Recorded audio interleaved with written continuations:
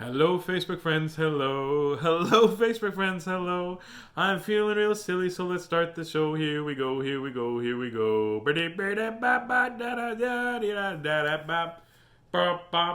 Miss Christy is going to edit these and put them on YouTube, and so she needs a big gap. And then I thought she was just, how big of a gap do we need? And then I'm like, boop. So, and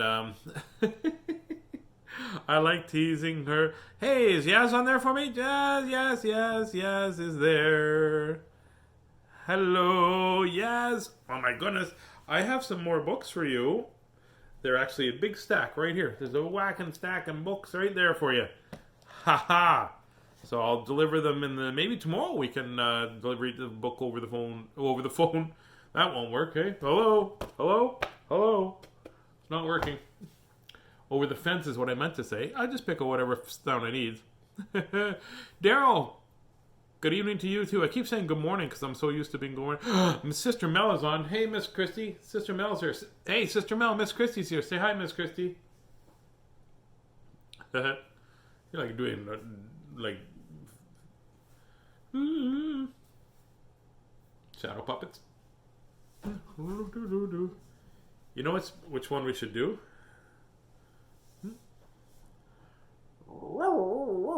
No. Yeah, I think we should buy Tazz a puppy. No. Oh, the puppy's talking. I think we should buy Tazz a puppy. No. I think we should buy Tazz a puppy. No. The puppy's speaking. I think we should buy Tazz a puppy. It's really me. What? I know I could be a ventriloquist, but you know why I can't be a ventriloquist? I was reading on how to be a ventriloquist out of a book, and my lips are moving, so probably not. I'm feeling really silly because we got a bunch of stuff done today. I went to the doctor, and I went to the chiropractor, and my friend Pete Zedlacker popped over for a little bit. Pete Zedlacker is at Rumors Restaurant and Comedy Club this weekend. So if you want to, if you guys have some time and you're an adult, I guess is the most important thing, go to Rumors. Pete is very, very funny. Oh my gosh, he's very funny. And you were working, so you didn't get to see him, but correct. I saw him twice just for us. Yep. Okay. Yaz, are you? How's the week been? Do you have an actual cameo appearance? Come on, do an actual cameo appearance. Rob's like, Miss Christy, do an actual cameo appearance. She can't because we just want to discuss a few things. I don't show up on video. You don't show up on film? No. We just want to do a few things here. That's what we want to talk about. A couple things. We want to talk about a couple things. So if you want to send me things, that's pretty good. No. I got 2 books. These 2 books were purchased for us by Sam and Dave and Nick and Air from Timeless Painting. So thank you very much, Timeless Painting, for being the sponsor of this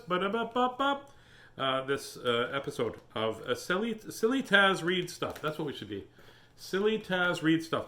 Which one should we pick a number between 1 and 5? 3. Oh, I've only got 2. So 1, 2, 3. Here we go. We'll read this one. There's No Such Thing as a Dragon. Story and pictures by Jack Kent. Oh, Jack Kent we just read a book by Jack Kent last night, remember? Socks for Supper. Jack Kent. There you go. No Such Thing. And this is by Golden Press. And what year was that, Miss Chrissy? Can you read that? 1975. Wow, Miss Chrissy would have been 30. No, 75. You were just being around then. Isn't that your birth year? Born in 75. Yeah. 75. Yeah. Tazz Stewart, the other Tazz, the lighter, slimmer, more hair, rock starry looking Tazz is here. That's right. Who helped us with our spiders? Yeah, he wrote spiders on here. Here's what I know. I know spiders are all over the place, and we got them sort of taken care of. And like, why do they spin webs everywhere? And I told Tazz Stewart, I said, if I could make patterns of stuff I could shoot out my butt, I'd be doing that every day. Hey, Wee Beast, how are you? Hello. Wee Beast is here too, everybody. Are they gone? Yeah, I haven't seen any spiders today. No, they seem to be gone. They took off. None woke me up in the middle of the night by crawling in my hair this time. So. I know. Weebie's here. Woohoo!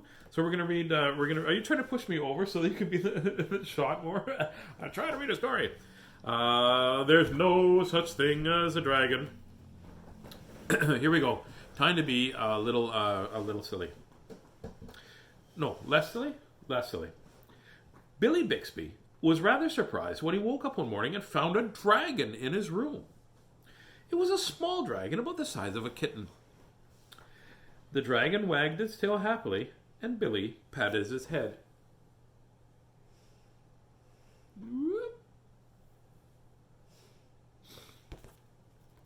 Auntie Mel says, "Hi, buddy." Hello. He says, "Hello." Jennifer says, "Hey, Miss Chrissy and Weebies." It's lots of people on tonight. I'm so excited to have friends on. Oh, yes. Billy went downstairs to tell his mother. "There's no such thing as a dragon," said Billy's mother, and she said it like she meant it.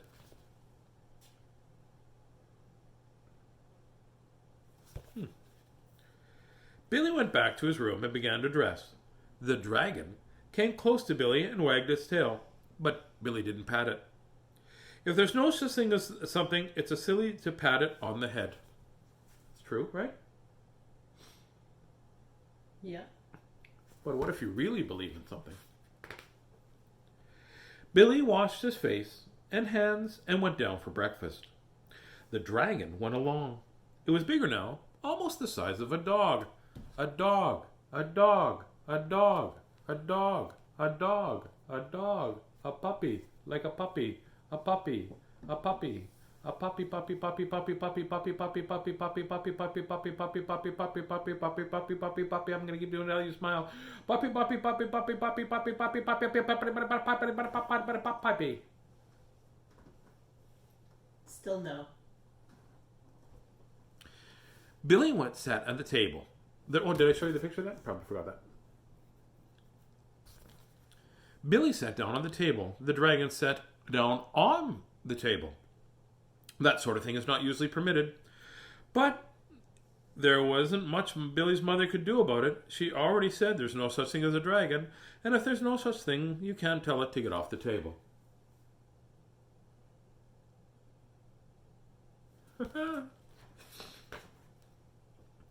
Mother made some pancakes for Billy, but the dragon ate them all.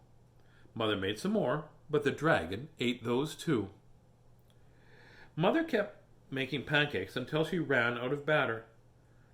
Billy only got one of them, but said that's all he really wanted anyway. Barb says, I think Tazz really wants a puppy. Or actually tax, because sometimes it self-corrects Tazz to tax. There's no tax on a puppy, did you know that? Because if there's tax on a puppy, it would be like... Billy went downstairs to brush his teeth. Mother started clearing the table. The dragon, who was as big as Mother by this time, made himself comfortable on the hall rug and went to sleep.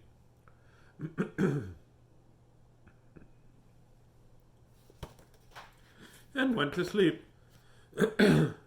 She wrote, I think Tazz wants a puppy? I do want a puppy. Miss Christie said I could get one. No, I did not. She didn't say it out loud. I didn't Cleaning say it not out loud either. Your eyes are like this. No, they're not. Okay, now they're like this. Except for they don't have otters above them. Cleaning the downstairs took Mother all morning, what with having the dragon in the way and having to climb in and out of windows to get from room to room. By the time Billy had... I think I read this backwards. I did. By the time Billy came back downstairs, the dragon had grown so much he filled the hall. Billy had to go around by way of the living room to get where his mother was. I didn't know dragons grew so fast, said Billy. There's no such thing as a dragon, said Mother firmly. And now I'll read this part over here. Cleaning the downstairs took Mother all morning, what with the dragon in the way and having to climb in and out of windows to get from room to room. Sometimes I read things backwards. That's part of my dyslexia. And other times I read things backwards because I forget that there's stuff on the other page. You're going to hold, yeah. There we go.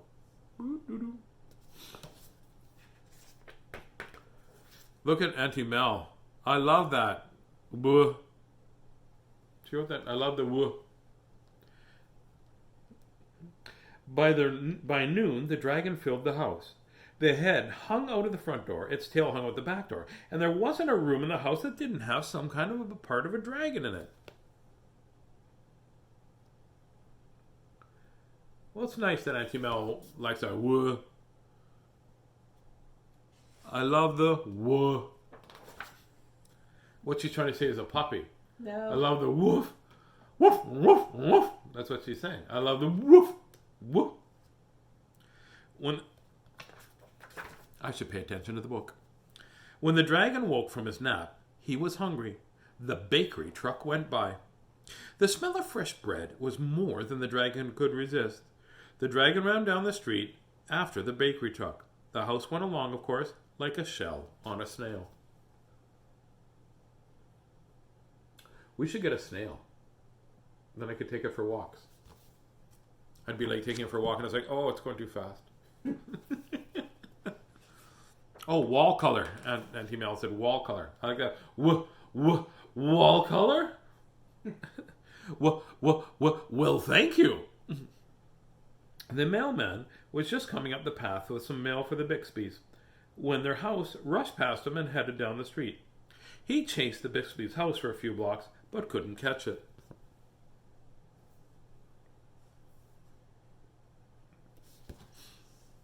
Are Connor and Blaze and Maylin watching? It was Maylin's birthday last week. She's 65 or something. When Bixby came home for lunch, the first thing he noticed was that the house was gone. Mr. Bixby... Oh, what just happened there? My brain went to the other side. When Mr. Bixby came home for lunch, the first thing he noticed, the house was gone. That's why I read that part already. Luckily, one of the neighbors was able to tell him which way it went.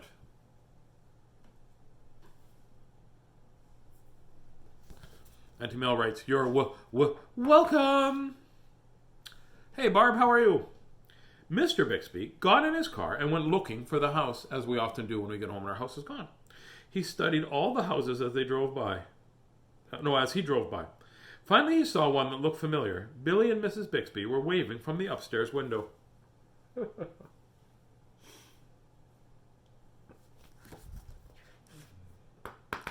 Connor and Blaze, you're two of my favorite nephews. You're in the top 5. Mr. Bixby climbed out over the dragon's head, onto the porch roof, and through the upstairs window. Like a set of stairs.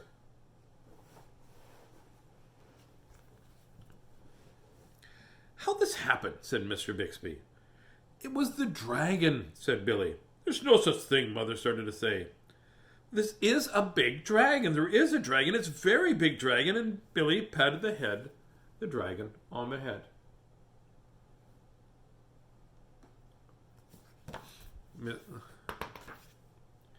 The dragon wagged its tail happily.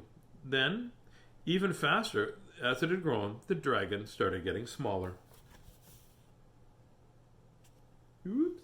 Can you see that better? Soon it was kitten size again.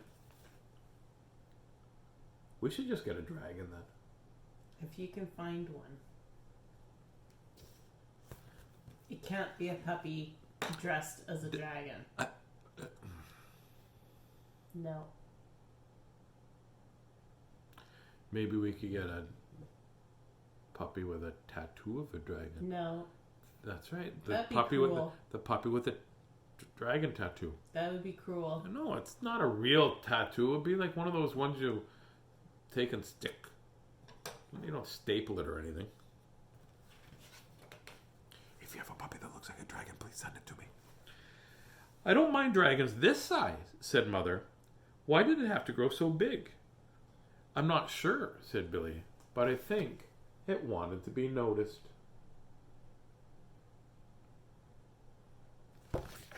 What a nice book.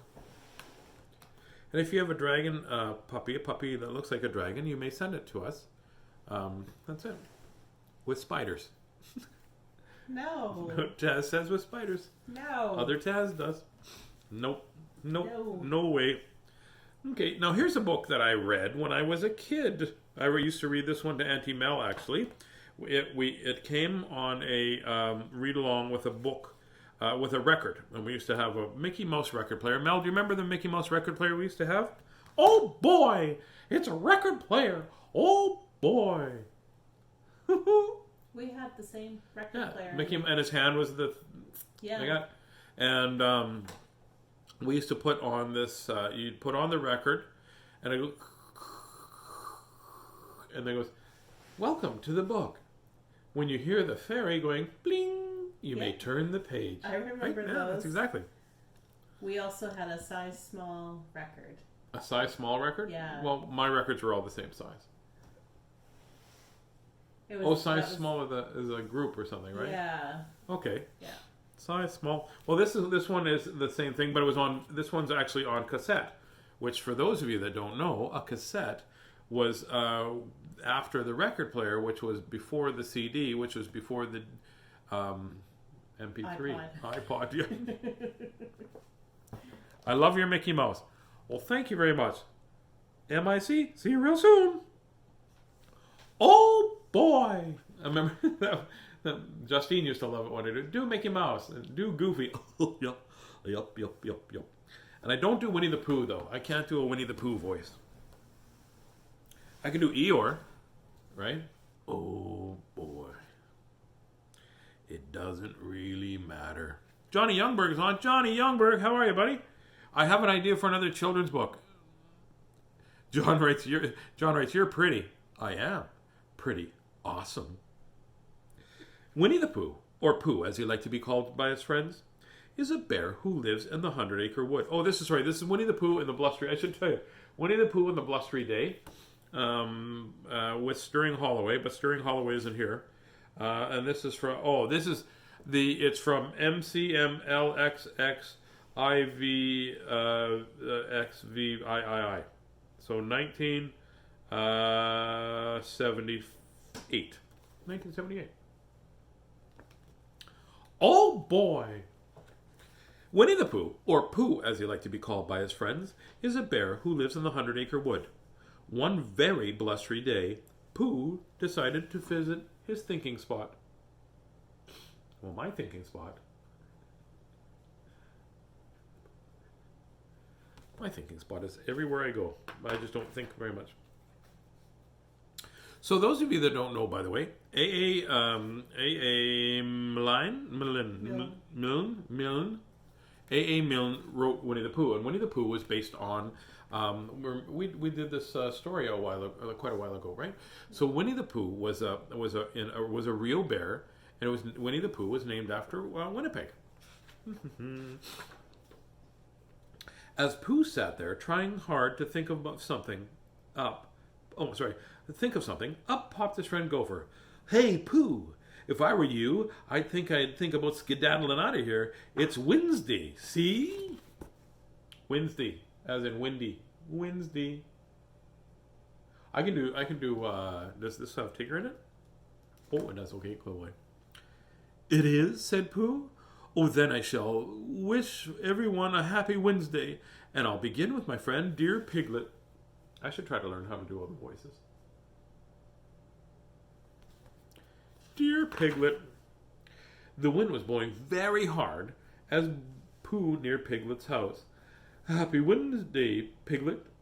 I see you're sweeping leaves. Yes, Pooh, it's very hard, and with this very unfriendly wind. Miss Christie and I, we cleaned up the whole house before we left, of course, and then we had Wee Beast and I had swept out the garage, and everything was there was nothing in that garage. Miss Christie was nice and clean in the garage, and we bring up the door like that, just as the wind on Tuesday when we were leaving, that big windstorm hit, and it blew all the leaves into the garage. She's not laughing. Just then, a big gust of wind blew Piglet up into the air. Pooh was surprised. Where are you going, Piglet? I don't know, said Piglet from overhead. Help me, Pooh! But then Pooh grabbed Piglet's sweater. It began to unravel.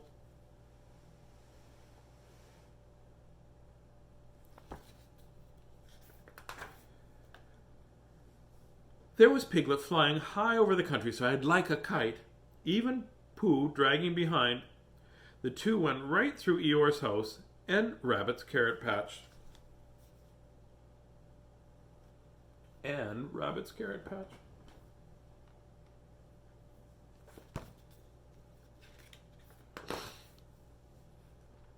Then, with the blustiest of gustiest gust of all, Piglet and Pooh were blown right into Owl's house in a tall tree.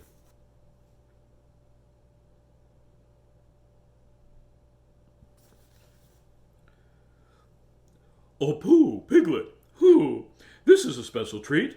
I so rarely get visitors up here. Do come in." Owl opened his window, and in blew Pooh and Piglet.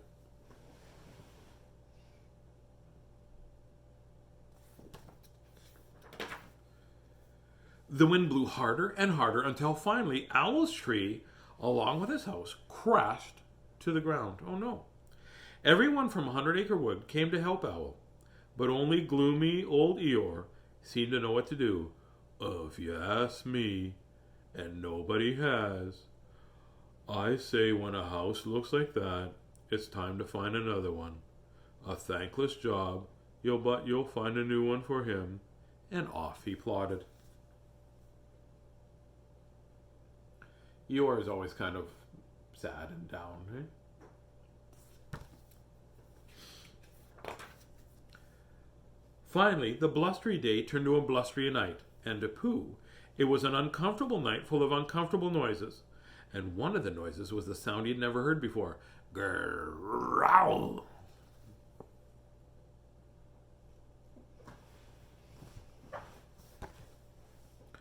Pooh got up and went to his door to investigate. "Hello out there," he said. "I hope nobody answers."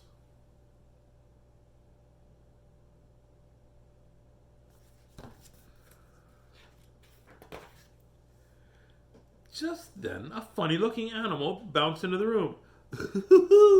"I'm Tigger, Tigger. "Oh, you scared me," said Pooh.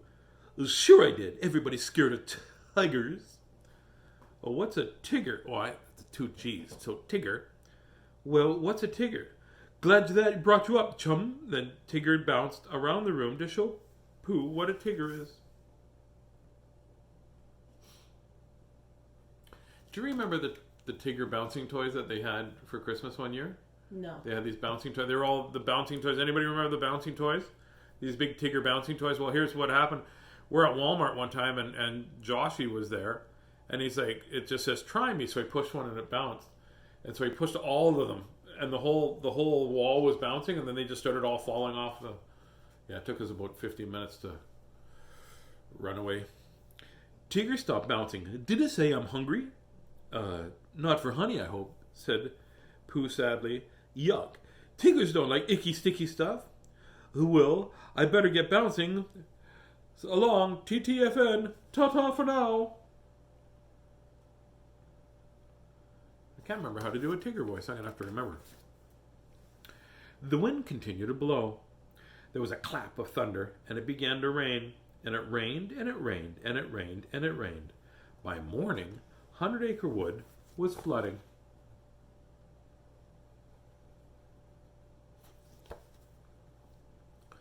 Pooh couldn't rescue his honey pot, so he decided to eat all the honey for breakfast. That's a lot of honey.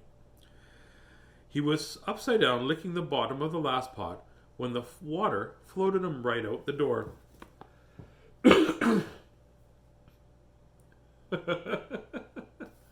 Oh, bother. At Piglet's house, the water was coming in through the window. He wrote a message and put it in a bottle. The message read, "Help Piglet, me." The bottle floated to the house and out of sight. Oh, help Piglet, and then in brackets, me.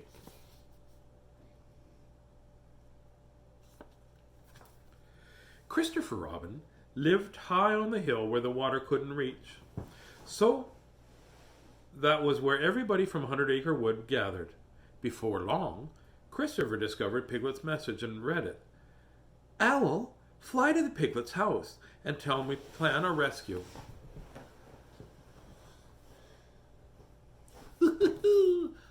Tigger's bounce. That's kind of Tigger's voice, kind of like that. As Owl flew over the flood, he spotted two tiny objects below. One was Piglet standing on a chair, and the other was Pooh, still upside down in his honey pot. Owl called out, "A rescue is being thought of. Be brave, little Piglet." Piglet swallowed hard. "Thank you, Owl, but it's awfully hard to be brave when you're such a small animal."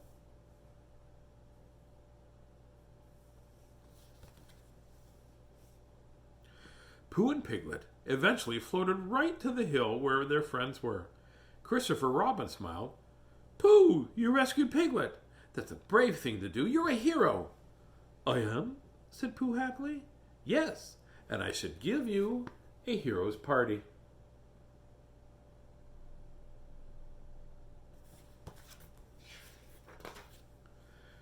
Just as the hero party began, Eeyore arrived with a message.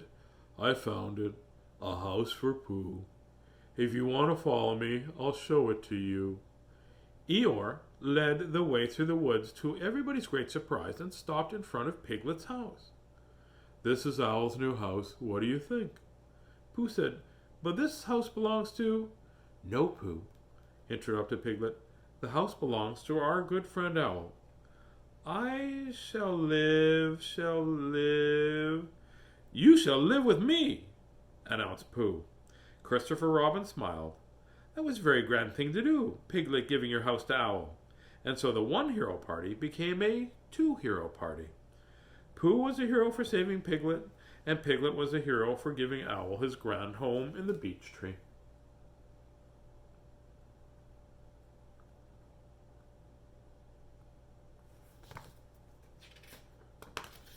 Oh, and that's the end of the book.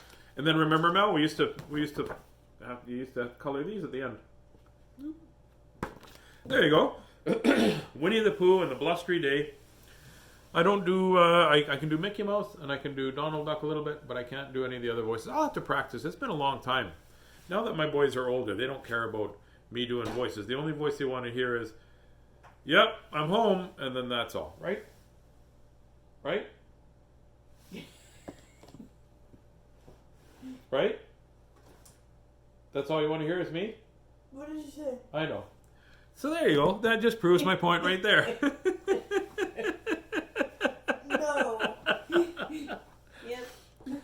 I said that I used to do all kinds of cartoon voices. Basically, I could do all kinds of cartoon voices, but now I don't need to do voices because you're older.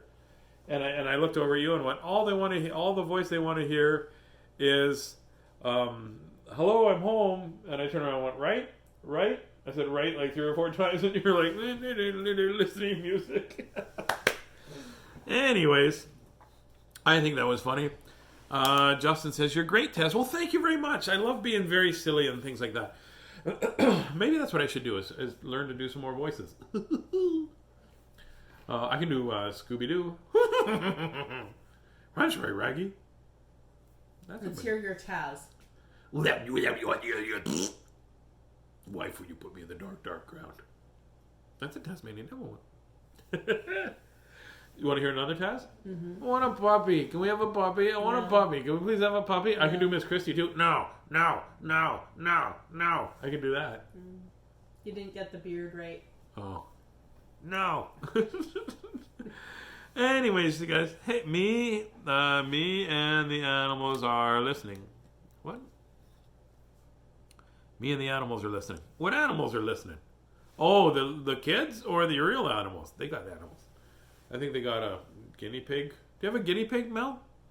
Bugs Bunny? Me. What's up, Duck? That's okay. Anyways, we should go. It's probably 9:30 or 10:30 at night. Yaz, I hope you had a good time. Yaz is my new neighbor. Barb and Yaz are my new neighbors, right? They're the next door neighbor. And I want a puppy. No, that's it. Puppy. No. Puppy. You can't have a puppy, Tazzy. Fine. That's what we'll do then. We'll have no puppies tonight. There'll be no puppies in this house. I say no puppies. Puppies. I'm not magic.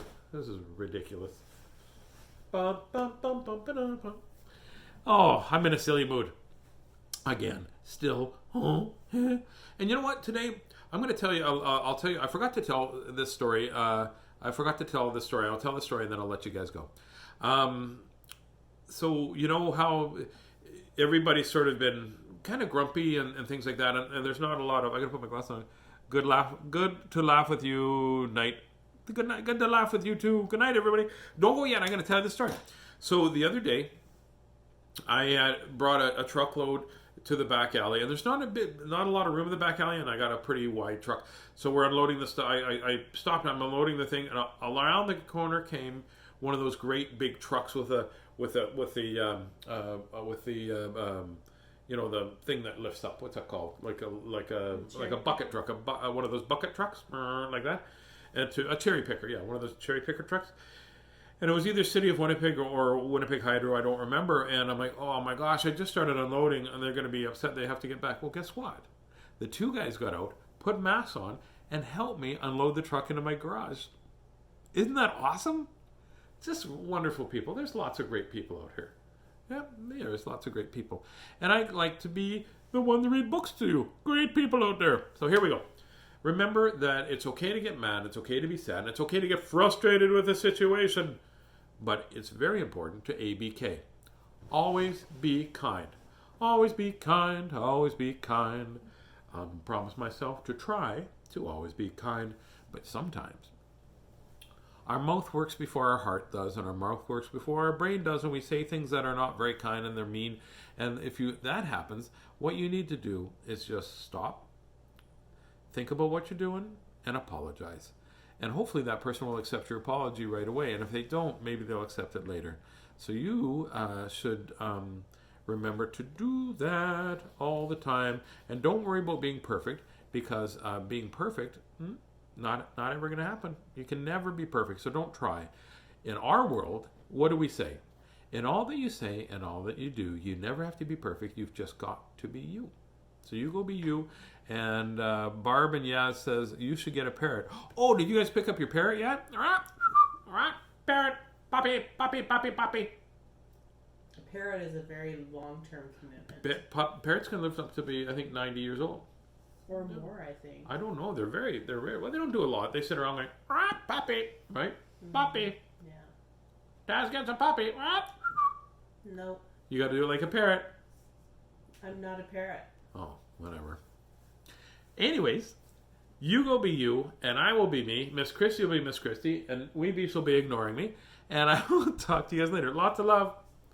Lots of love. Weebies, lots of love. Oh, I can't give you. Yeah. Lots of love there. Arr. Maybe tomorrow we'll find our pirate book. And maybe not. But for no reason, I'll talk like this. Because of the parrot. Brr. Yes. Have a good night.